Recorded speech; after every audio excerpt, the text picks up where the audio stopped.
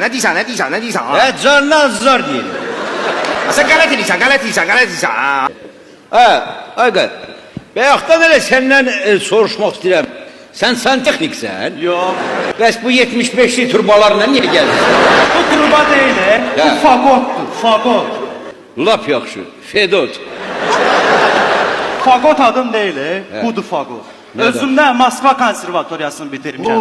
Bu fagotla bütün dünyada konsert vermişəm. Burada deyirlər, fagot olasan, bəxtin olar. Bir üflə görüm bu fagotu.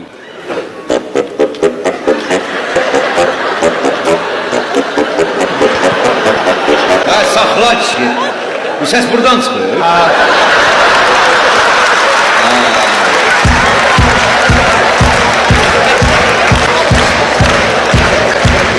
Gör ne deyir?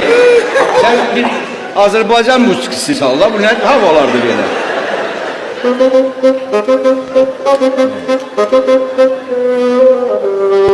Vay, saxla ki.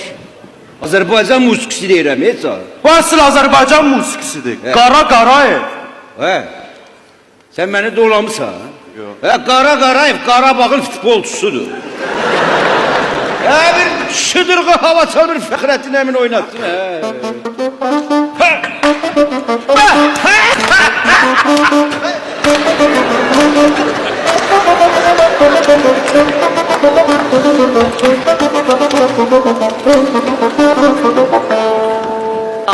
Kardeşim bu ne kaşar şeydi? Sapıdım ana. Mən bunu sata bilmərəm.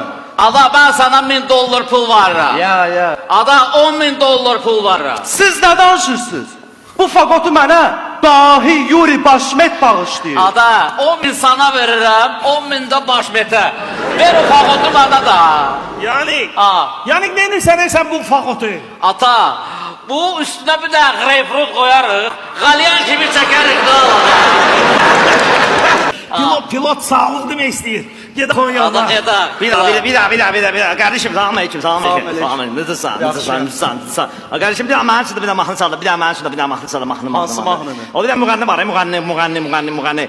Orada ben sen bravo ver. Bravo. Allah kostüm de giyinir. Pastayına. Allah müğanni. Allah müğanni böyle zalaçonu penze giyinir. Allah müğanni de. Başa düşmürəm. Allah pastayına elinde mikrofon al. Mikrofon al. Allah pastayına toylarda oxuyur. Toylarda da. Ha yazmış değil, müğanni şey, bir tane de Medlin'in mahnısı var. Hansı Medlin'in mahnı? Bir de sen yoksan azizim, bu gece. Allah Medlin mahnı da, Allah Medlin mahnı bilmiyorsun sen. Ne işin var uşaq? Sen ne diyorsun?